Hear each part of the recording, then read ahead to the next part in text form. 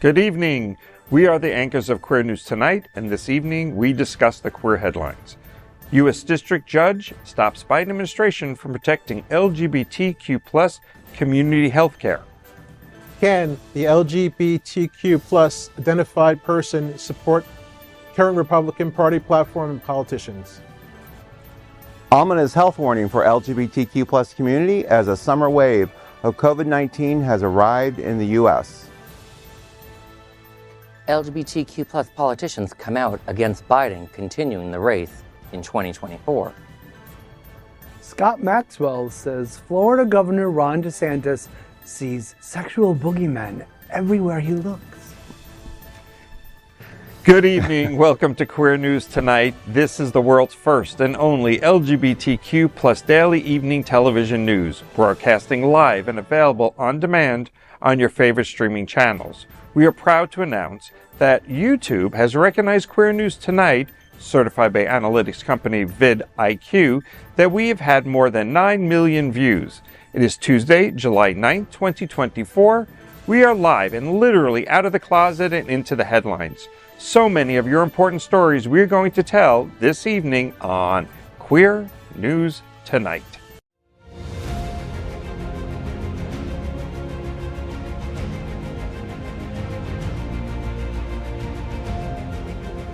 This is the world's first live daily LGBTQ evening news show, literally out of the closet and into the headlines on Queer News Tonight.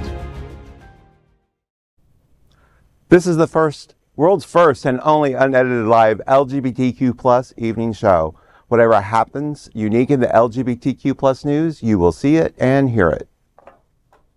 Hotspots Magazine, Happening Out Television Network, is a nonprofit 501c3 media company in the same model as PBS or NPR, but designed for the LGBTQ+ community. Our mission is to support the 11 pillars of our LGBTQ+ community. We want to inform and educate the key issues of our queer culture, the Black community, Latino, lesbian, queer women, trans, students and youth, seniors, HIV/AIDS healthcare, business, social justice, and faith. Help us support our community. We are part of one of the largest LGBTQ+ nonprofit media companies in America, Hotspots Magazine and Happening Out Television Network. In 2024, our magazine is celebrating 40 years of the LGBTQ+ experience, and our television news, talk, and entertainment shows support our mission to educate the LGBTQ+ and broader community.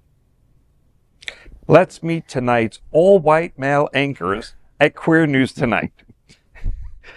Everyone else is humored by that? Let's welcome Will Haas. He serves as the president of the Bears of South Florida. They are the winner of Out SFL Best Social Group in South Florida. Congratulations. Will is a seasoned bi-coastal real estate professional with experience in the Fort Lauderdale, Wilton Manors, and Naples, Marco Island locations. So, Will, what's going on with the Bears? I think you've got something coming up where we're going to head first into. Yep. First of all, to my fellow Bears. Hey, we have a pool party coming up this Saturday at the Ed Lugo Resort. This pool party is sold out in 39 minutes. And all the money raised from all our functions. How many tickets did you sell? 175 tickets. Wow, that's fast. That is fast. Yes. And for all the money we raise, we give out to other LGBT nonprofits, especially what's going on in the country today, especially our state. You know, with the arts, we're actually helping our fellow, nonprofits. Yeah, the Bears do amazing things for our community, and they do support everybody else. So, yeah, it's a pleasure to be around and to work with the Bears on everything you do, from toys for kids to everything else. Thank you. Okay. All right, next, let's meet Von Biggs, Broward County HIV Health Services Planning Council's vice chair and disruptive advocate, challenging outdated perceptions and fighting for HIV/AIDS rights. As Holy Cross Health's community outreach coordinator, Von smashes stigma through innovative campaigns and social media. So Von, what's going on in your program? Sorry, I just got like a little starry-eyed for a second. I was reading all about your story. So. Oh, thank you. Thank you. The biggest news we've got right now is Holy Cross is doing our community needs assessment, our health needs assessment. And it's important because as we try to reach all of the people in our community, far and wide in Broward County that we serve. We want to make sure that we're addressing their needs. So I know a lot of us don't like to do surveys. We don't like to fill out, but this is a very simple process. There's a QR code here to scan for you. Just scan that. It's not going to collect your personal information. All it is asking questions of how we can, or what you need to improve your health care when you're using our services. So it's something that we like to do and collect the information to make sure that we're hitting all the aspects of healthcare that's needed. Yeah. If you're not watching the show and someone says, oh, there's a survey going on, where can they go to actually find the QR code to be able to take the test? They should be able to find it on our website online as well. And obviously through here. Yeah, Holy Cross, holycross.com. And also they can find it through here. It'll be, I know, posted. It'll also be on the YouTube. Is it like a lot of social questions? Is it about like lifestyle? Or it's more about the social determinants of health and what their healthcare needs. What do they need to be supportive, right? As a community, and you're needing health services, is there something we're not providing that you need? Okay, that's really cool. Yep. And well needed. Okay, let's welcome Alex Morash. Alex has written for The Advocate and served as editor-in-chief of Options magazine. He has also served as media director of the National LGBTQ Task Force and press secretary for the Florida Democratic Party. That always impresses me. Welcome, Alex. What's going on in your world, my friend? 3 weeks in a row. Right. So for my day job, we actually did a report today because for those that don't know, today is Black Women's Equal Pay Day, which as you can see from the studio. but the thing that always surprised me to learn about this, Black women make 66 cents for every dollar a white man makes in this country, and that's why it's today in July, because it's the extra 6 months it would take for a Black woman to get as much as a white man would make in a year. So. Wow. A good time to talk about those issues. Because there is such an inequality in minorities, and especially when you bring it back down even to lower to just women within the minority group that's already being, and women are getting less than men to begin with. So you just keep taking it down. Yeah. All right. Let's welcome Gregg Shapiro, my friend, an inductee into the Chicago LGBTQ Hall of Fame. Gregg is the author of 2 short story collections and 7 books on poetry, and I've read one of them, and it's really good. He's an entertainment journalist whose celebrity interviews and reviews run in a variety of print and online publications. Gregg, what is going on in your world? Have you been out and about? I'm up and awake and breathing and sitting here with these fine gentlemen. So thanks for having me back. And, of course, let's welcome tonight's lead anchor, Glen Weinzimer. Right. That's you, dude. He owns Bona Italian Restaurant in Walton Manors. Glen is the founder of the Smart Ride, which raised over $16 million for the HIV/AIDS community. He is passionate about getting out the LGBTQ plus vote in this critical election year. That's a good description. It is a critical election year. And we talked a little bit before, and I'm sure we'll talk more during the show. But, no matter what you think at this point, you're voting, forget Biden and his age, you're voting for democracy or not democracy. So you don't like him, he's got good people around him. So get out and vote for democracy if you vote for nothing else. And forget the name that's on there at this point, because there's so many good people in government that we don't want to see change or lose. Okay. We are the reporters for Queer News Tonight, and this evening we begin with the queer headlines. The LGBTQ plus community in South Florida and across America is diverse. Our community across the world is vast, and here are the bullet points of the queer news for today, Tuesday, July 9th, 2024. First, let's queer up trans rights. President Biden's Title IX gender protections halted by federal judge. On July 3rd, senior U.S. District Judge Louise Giarola in Gulfport, Mississippi, stopped enforcement of the Biden administration's Title IX rule that banned discrimination in healthcare based on gender as part of the Affordable Health Care Act. This was in response to a lawsuit filed in 15 states challenging the rule. The plaintiffs in the lawsuit included the attorney generals of 15 Republican-controlled states. Moms for Liberty, Young America's Foundation, and Female Athletes United. In his 31-page ruling, Judge Giarola wrote, quote, consequently, this court cannot accept the suggestion that Congress, with a clear voice, adopted an ambitious or evolving definition of sex when it acted to promote educational opportunities for women in 1972, end quote. Referencing the Equal Educational Opportunities Act. Wow, on this story, there's so many ways to go with this. One of the things I when I was reading it about Title IX, it does talk about gender or sexual orientation, and they're saying it doesn't talk about gender identity. And I'm saying, tomato, tomato, what is the difference between your sexual orientation and your gender orientation? Or your gender identity. It's basically the same thing with just its semantics. And I find it interesting that and I'm going to read this, so forgive that you're going to see papers. my deep notes. Old school. The states that filed this lawsuit and are banning it, they have a theme in them. Tennessee, Mississippi, Alabama, Georgia, Kentucky, Louisiana, Nebraska, Ohio, Oklahoma, South Carolina, South Dakota, Virginia, West Virginia. They didn't see New York, Chicago, California, or any other liberal states listing that they would like to make discrimination a part of their world. And South Dakota isn't in the South, but it wants to be in the South. Right, it's the South. And again, the South, I promise you, the South will not rise again. I'm promising you. And gee, imagine a judge in Mississippi doing something as hateful as this. And by the way, the words Republican-controlled states should never be seen or spoken together in the same sentence. Please. Do you need water after that? Oh my God, it's chaos, seriously. This is something that the far right has been pushing for years. We saw during Trump's administration where multiple former members of the Alliance Defending Freedom got into the Department of Public Health or HHS, I should say. And they've always been pushing this sort of discrimination against queer people and trans people. And it's really scary to see that, this was the current administration. They did a good thing. Normally I give the administration a lot of crap. They need to do more. But this is something where they did everything perfectly normal, perfectly great thing for people. And to see a court do this is really disturbing. Yeah. It is. Any thoughts? Not really. Just ditto? Yeah, We're going to go with ditto? I'm kind of I'm going to say ditto twice? I can say disgust. Can I say just disgusted? I'm just disgusted. William, you've got the floor. Next, let's queer up politics. Can you be gay and MAGA? Perhaps no. Gay supporters of Trump and MAGA movement feel that gay rights movement is becoming increasingly leftist and leaving them behind, seemingly ignoring the history of the civil rights movement and the liberal roots.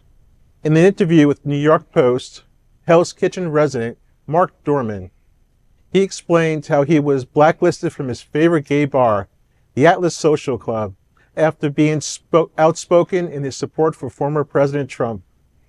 64-year-old Dorman said it feels like the Soviet Union Marxist environment now. With the gay community, they feel that Republicans are on the far right, have an anti-gay thing. He says yes, and they have a certain religious belief. They have the right to say they don't like that lifestyle, and an embarrassment to it to see this kind of behavior. I'd really invite them to go to Iran or Gaza and see what that does for you. See how fast they throw you in prison or kill you. He also discussed how his husband nearly divorced him and kicked him out of the house when Trump won the 2016 election. MAGA gays also point to the embracing causes of supporting other minorities, especially the growing use of the Progress Pride flag. Gay culture critic Andrew Sullivan said of the Progress Pride flag, "It's an aesthetic and design monstrosity that no gay man should approve of. It's a disgrace to our sexual orientation." The question seems to be if the LGBTQ plus community can accept MAGA queer community. This year is so difficult for everybody, and I feel sometimes if you do see a gay Republican out there, talk to them. Maybe say, hey, why do you feel this way? And hear them out, because maybe hopefully they'll hear you out and realize that, they've learned something and they can switch their vote. Because, we're being hit on all sides of our community. We need to band together and we need to do the right thing. Like someone said, I saw on Facebook, Alfred may be getting old. Would you rather have Joker run the Batcave? Right. Right. Exactly. Hey, Mark Dormat. doormat. If you think it feels like the Soviet Union now, you better hope that the day the dreaded Project 2025 goes into effect never comes. And what the fuck is Andrew Sullivan doing, still breathing and spewing? No more dick for either of you self-loathing queens. Oh my God. Yeah. I love you being on the show. That's why I'm here. I noticed that this article was done by the New York Post. And, it's a pretty getting to the point of being a pretty far-right newspaper. And, like, when I see an article like this, my first question is, like, how many other people other than these two whiny guys are there that think this way? Right. But also, like, he was claiming that, like, the queer movement is so left. It's like, I know, like, actual, like, pretty much communist types, and, like, we're more lefty than, like, moms of liberty, but we're not that far lefty. But, like, I found it also interesting to, like, ignore where our roots are. Like, Martin Duberman did a book, Has the Gay Movement Failed? He didn't really answer that question, but he did all the history. And I didn't know, like, the 60s and 70s, the queer movement, it was a really lefty, hippie, like, the Gay Liberation Front was hanging out with the Black Panthers. Like, our history is not, that conservative. Maybe these guys should, like, lighten up a little bit and not take themselves so seriously. But if they knew the history, then they wouldn't be whining about this. I know. Maybe they just watch Fox News. I have a really good friend in town. CNN? That was a huge Biden fan and a big Democratic supporter and stuff. And she's dating another lady who is an ultra MAGA supporter. And we had coffee together, and she said to me, there's no good choices, but, he's old and he scares me, and went on. And I was so taken back that I didn't even have a good, like, comeback defense to say, well, consider this, this, and this. I did the best I could, but I was like, are you watching Fox News and MSNBC, or are you just watching Fox News? Because it does sound believable if you watch it long enough that a lot of the things they say make sense because they justify it. But it just scared me, and I didn't know what to do with her because, how easily people can be influenced is, I guess, my point, is like people are so easily influenced by the people around them, and it's so easy to change someone's mind. And I really believe people like to follow, not lead. So if they have a choice between making a statement, making a difference, and leading, they will rather hide behind somebody else than forge their own way forward. And, it's just easier.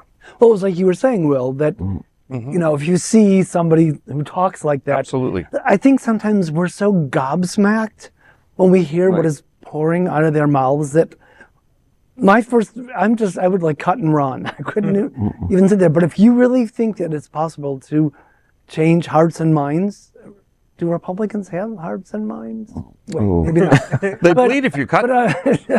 Hey, Dorothy. I mean, if you think it's possible, then dialogue is always the way to sort of solve world problems. I mean, if you don't know who you're up against, you don't know what motivates them to be who they are. So I agree with you, Will. Like, you're having conversations, but I think this is so innately a call to action or sets off a fire in all of us so quickly that we don't have time to reason because we're so attuned to, like, you have to be wrong. And I don't think we listen as well as, neither side listens as well, and we end up where we are. Well, you said it perfectly. Neither side listens, right? I think so. All right. But neither side does listen, and I feel like they have, people have the ideology of being Republican, and they're straight ticket voters, and, but they're not really looking at the person. They're looking at the ideology behind that. And so therefore, and then when it comes against a personal attack or it becomes against an LGBTQ community, then it's like, wait a minute. Then we all speak up. But you said it earlier, we just need to vote for democracy this time. It doesn't matter who's on the ticket, just vote for democracy. Right? Those people need to register to vote, vote, and it's important because if you don't, you can say, well, I'm going to vote for this person, you don't go out and vote, it's as good as throwing a vote away. Right. One of the recent elections, it was like 2 weeks ago, I think the winner won, or the person lost by 300 votes, 313 votes or something. Right. That is nothing. Right. If we can easily find 300 of our friends who go, I just didn't bother because it wasn't going to make a difference. All those add up. When I was helping a friend of mine, his name was Alex Morse, which is very similar to mine. His mother got so confused when I told her my name. He was running for mayor. He was like 21 of Holyoke, Massachusetts. He won his primary. It was like a runoff by one vote. So they literally put T-shirts, I was the one vote. And then he won the next he won the actual general election a few months later. 21 openly gay, youngest openly gay They didn't ask mayor for in like a America. recount or anything. They were Well, because the runoff, it was okay. yeah, because it wouldn't have affected who the People voted. They just called them and said, "Hey, who'd you vote for?" But no, that one vote can really make a difference. You must have felt terrible. I didn't. I wasn't. I wasn't a voter in Holyoke. I was just Oh my gosh. All right. Next, let's queer up health. Ominous LGBTQ plus health warning as a summer wave of COVID-19 has arrived in the U.S.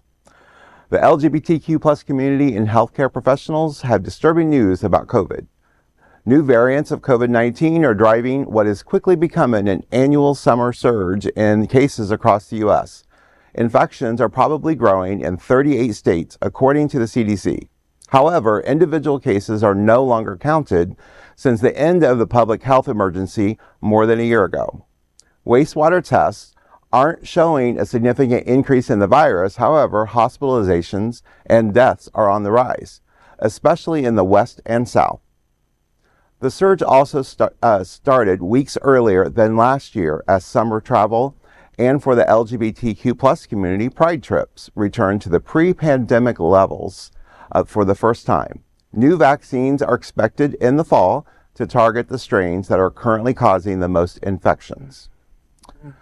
Well, the interesting thing with, there's been a lot of discussion lately, and a lot of it is about vaccine hesitation, and that is people don't want to be vaccinated. They're like, oh, I'll get the flu shot, but I don't want a COVID shot. Or I want the COVID shot, but I won't get a flu shot. And I think it's just important to understand why the hesitancy is there, and it is education. We had a lot of medical mistrust with COVID vaccines when it came out. Not one shot, now 2 shots, now 5 shots. I mean, it continues, but as that strain develops, you think about the flu, you think about all the strains of the flus that they have out there, and now they have to pick, okay, what's going to be the strain that we hope will be the one that's going to, the shots will curtail this season. So it's very important just to keep that education, understanding the hesitancy, especially people our older generation, because if they're, well, I'm right behind you, but I mean, even like with RSV and other things like that are out there, when you're dealing with anything that's going to be dealing with respiratory issues and an aging population, they need to do everything they can to protect themselves. And while yes, it may not prevent them from getting COVID, it may prevent them from being in the hospital, and that's a big gain. Right, a milder case, right. as opposed to something life-threatening. So, right. So there's still a chance that COVID-19 could do away with the DeSantis and Trump families? I mean, is that still, because they're not, they're not vaxxed. Well, and the CDC updated the recommendations, and this is really just to bring awareness to our providers, our medical providers, and the public about, if you are in that, I think 65 to 70 or 75 age range. Not there yet. Not there yet. Right. Oh yeah, 360. To think about what you're doing to protect your respiratory issues, and especially anybody who's immune compromised or anything. If you're people dealing with cancer. I can't help it. You're on my left. I keep looking that way. I'll look over here. How's it going? But I think the changes are meant basically just to bring awareness to the community and to our providers to make the recommendations to all their patients. So all that is great, but I'm still stuck on the fact that they measure our wastewater to determine what is out there. What else are they testing? I know that, but do you want to know? A sample? No, I don't. Okay. But that's where we're going for samples. But iron and stuff in our food is still okay, or there's got to be other stuff. I mean, what else are they going after? Right. That's crazy. It's in our wastewater. We'll hear those study reports next year. Is it from small towns in Louisiana? Is it from New York City? Where are they testing this water? Right. It's a big country. Right. Different results. But COVID really is still going around. I just had a friend on the phone in Boston was telling me, I can't work this week because I'm sick with COVID. And I'm like, my goodness. Now, of course, looking at this, the first thing I remember was I'm so glad a few weeks before Pride every year now is when I get my booster shot. Because I know I'm going to be a hot mess and hang out with too many people. being so proactive. I The love first it. pride I went back to post-COVID. My boyfriend and I, we were so sick for like a week afterwards. We didn't get tested for COVID, but Well, what did it you was most do? likely. It was most likely No, COVID. you like, probably don't know oh. what you did. Crowd, yeah. My goodness. Next, let's queer up politics. Debate heats up as lesbian Congresswoman Angie Craig joins calls for Biden to step down. After a disastrous showing at the first presidential debate and an interview for ABC that was nearly as bad, several prominent Democrats are stepping forward with concerns about President Biden. Out Representative Angie Craig of Minnesota has called for the current president to drop out of the race, as has openly gay Rep. Mark Takano of California, and Massachusetts lesbian Governor Maura Healey has also expressed concerns about Biden's performances. In a statement, Craig wrote, "I have great respect for President Biden's decades of service for our nation and his steadfast commitment to making our country a better place. However, given what I saw and heard from the president during last week's debate in Atlanta, coupled with the lack of a forceful response from the president himself following that debate, I do not believe that the president can effectively campaign and win against Donald Trump. This is not a decision I've come to lightly, but there is simply too much at stake to risk a second Donald Trump presidency. That's why I respectfully call on President Biden to step aside as the Democratic nominee for a second term as president and allow for a new generation of leaders to step forward." Now, as someone who's worked for the Democratic Party, and been seeing everything that's going on, I've met Representative Takano and Maura Healey several times. They are not wishy-washy, fun, loosey-goosey people. For them, they are the Democratic establishment as you can get. And to hear them and this Congresswoman from Minnesota say these statements is a really jarring thing. It's also been very interesting to watch this all go down at the same time with this article is coming out a day after the DNC and the Biden campaign were really pushing this narrative only certain groups have been coming out against me. No one in the Congressional Black Caucus is against me. So that means they started insinuating that meant if you wanted him to step aside, you're trying to invalidate the black vote. And I'm like, yes, it is really a great idea the day before Black Women's Equal Pay Day to say if you think Biden should step aside and Kamala Harris, a black woman, be the nominee, you have a problem with people of color. I'm like, my goodness. So I see all this going on. There's such a debate going on in the party. And I don't see him having a pathway to victory, quite frankly. That can always change, but that's where I think we are currently. But isn't there two sides to the coin of this? And that is, they could have had him or not recommended him to begin with, but now the viewpoint is if he does step down, there's no way for them to pick up speed to beat Donald Trump. Remember, though, the party did not allow an effective primary. Florida is a great example. The Florida party did not have a Democratic primary. We could not actually vote in the state. Right. That's right. And that's where this is really turning into a big crisis. Because tradition is you don't go after the sitting president. If he says he's running, it's rare that someone contests it and gets that far with it. It's usually just the sitting president. Is anything traditional in politics anymore? No, right. No, but Trump is as illogical or unreasonable or confounding trying to understand what he's talking about or the direction he's heading. So if you want to compare, one who's, they're only 3 years apart. And it's about what they stand for. When one stands for democracy and he's surrounded by great people, and one stands for autocracy and is surrounded by people that will fulfill his mission. And what is it? I can't remember the name right now. The 2025. Project 2025. Project 2025. Heritage that is scary. They're terrifying. Yes, and if you read all 900 pages of it, it's frightening. I did not read it, but I read enough. Enough. Yeah. Well, and I know that Craig, Takano, and Healey aren't the only ones speaking out about this, but I just hope that these statements don't come back and bite them in their queer asses. I mean, especially if there is a chance of the orange malignancy being reelected. I mean, that would just be if he's, because there's all this talk about when Johnson was convinced to step down and that led to Nixon being elected. Well, would Johnson have won?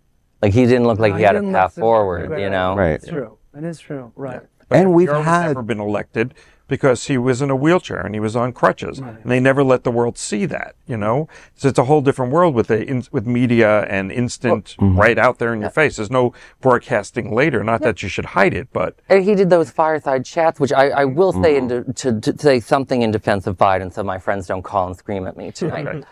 He actually did a very strong call into Morning Joe yesterday. So like, if he does a lot more of that, he might have a path. But like, it's a very tough election cycle. I saw online there was a viral video on TikTok. A young person was asked, "Gun to your head, Biden or Trump?" The young person's response was, "Pull the trigger." That's where our voters are at the moment, and I think the Democratic Party really needs to start taking that more seriously. And they need to this weekend, I guess they're all gathering again, they have to make a decision. Because otherwise we're letting the Republicans, because they're not infighting. They should be infighting. They've got good reason to be infighting. They have good reason to scream, like, I can't believe this is happening in my party, and they're staying quiet. And we're not, because that's the Democrats. We speak up and speak out, and at maybe our own detriment at this point, but we have to stand behind whoever the nominee ends up being, whether it be Kamala Harris or whether it be Biden or somebody else. It's about democracy. That's really what it comes down to. And a record that he set an agenda in motion 3.5 years ago, and he's fulfilling his agenda. So I'm sure it's the same agenda going forward for the most part, and he's the same people executing it. So, let's not get all hooked up on him, because even if he wasn't able to finish the second term, we still have Kamala Harris in the wings who could step in. And she's been close enough. She shares the same war chest for the campaign, and she could move forward. And she's not objectionable. She's logical. And, forget that she's a minority. I mean, she's a woman, which, I guess, but she's capable. She ran for president. And Mickey Mouse would be a better president than Trump. So you've got someone highly qualified in Kamala Harris. You can't tell me that she is worse than Trump or she's not as knowledgeable. He came in knowing nothing and left learning nothing. Yes. Well, that's also, to not do too long on this segment, that's another thing. It's like, she's polling great. Like, she would be fine. Like, and a lot of us thought that, he was going to do this transitional one term and let her run. And I'm a little confused. We're like, let her do it. She'll have a fun time. And I'm not sure if there's a mechanism for anyone other than Kamala to be the nominee at this point. But I look at, this is not the first time that we've had elections where the president fumbled on his first debate. And I'm like, is that what we will look at? Well, I'm going to say fumble because, it was a mess on both sides. Yes. But who knows what the next one will be? I mean, what if he comes in strong? Is that everybody change their mind again? I mean, are we flip-flopping because we're like, this was... We have to just make a decision at this point. And the debate's not going to change anything between the two of them because the other one doesn't debate. Next, let's queer up politics. This is good. Yeah, I'm ready. What's wrong with DeSantis? Scott Maxwell says he sees sexual boogeymen everywhere he looks. In a recent opinion piece in the Sun Sentinel, columnist Scott Maxwell shared his views on why Florida's governor, Ron DeSantis, continues to attack the LGBTQ+ community. The inspiration for the article was the recent veto of arts funding in Florida by DeSantis because a few of the arts groups promoted sexual content. Maxwell writes in the article, quote, "Now, if DeSantis had specifically targeted funding for a convention sponsored by Playboy, or maybe a threesome-loving Moms for Liberty founder, that might have made some sense. But he didn't. He nixed money for opera companies, science centers, children's museums, and family theaters." End quote. Florida's economists estimate that the arts and culture sectors generate almost $6 billion annually, and support more than 90,000 full-time jobs. But to DeSantis, it's a continuation of his obsession over LGBTQ+ and drag queens, including the stunt where he attempted to pull the license from the Orlando Philharmonic over the lewd acts in a drag queen Christmas, even though his own state agents said no such behavior was present. Okay, let me unpack this for you guys. Seeing sexual boogeymen is actually a side effect of Casey DeSantis cutting off little Ronnie's balls and lugging them around in her knockoff Birkin bag. You can hear them rattling around and they're occasionally bumping into her pistol and the loose breath mints. The shocking thing is that for a Republican governor, DeSantis is surprisingly obsessed with crippling his own state's economy. What a mess. He's a moron. The moron went after Disney. Again, one of the biggest employers and revenue sources for the state of Florida, and he went after them. And they're doing just fine. Governor should have never been a governor. Yeah. You know, I actually find DeSantis to be an unusually effective politician. Like when I was working, I hear effective. Yeah, that doesn't effective at winning what he wants. Right. That's not the same thing as a decent human being. It's like I always found like when I was at the Florida Dems, it was easy to hurt Donald Trump's approval rating. I could hit him on a different way than I could see it. DeSantis was always a much harder person to hit. And looking at this particular situation, I actually disagree with Maxwell. Not on like I think there should be tons of funding. He said that we normally fund 32 million. I'm like it should be 100 million at least.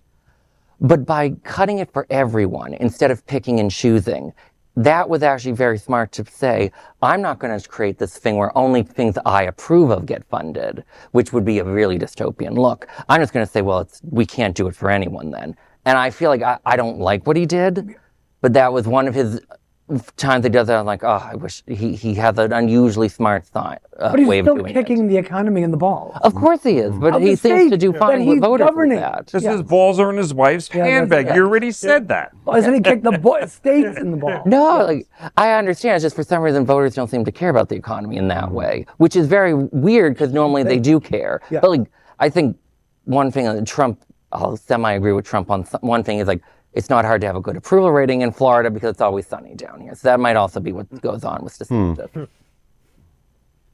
Oh, I'm supposed to go next, aren't I? Yeah. Well, you can if you'd like. If you want to skip you, we can move on. Tonight's broadcast is presented by viewers like you and the generous support by Visit Lauderdale. Everyone under the sun.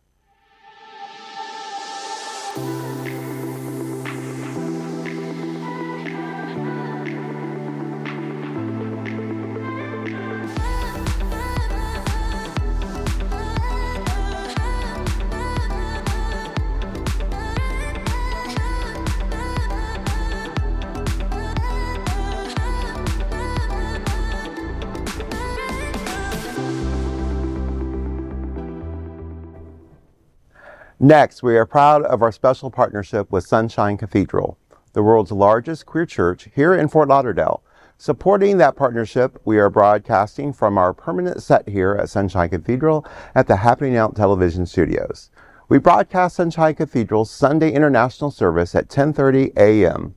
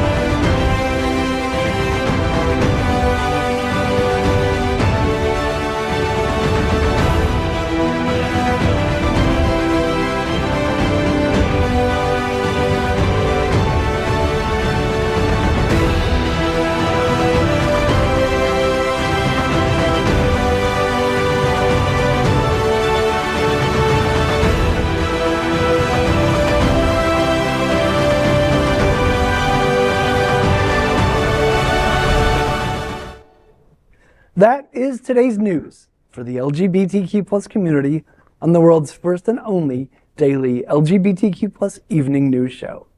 Our community is important for you to share this news with your friends and family. Join the conversation on your favorite streaming platform. Queer News Tonight is the only live LGBTQ plus digital television show in the world that is out of the closet and into the headlines. We need your support. If our community is to grow, we must tell our stories and bring them to the attention of the broader world. This is the only place in the world that tells the types of LGBTQ plus stories in motion and sound. That is the passion of Hotspots Magazine, Happening Out Television Network, and Queer News Tonight.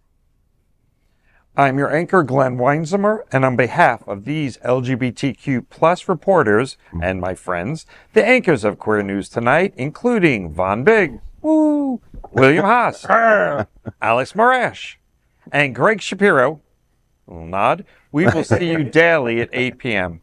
To our LGBTQ plus world, we wish you Good night.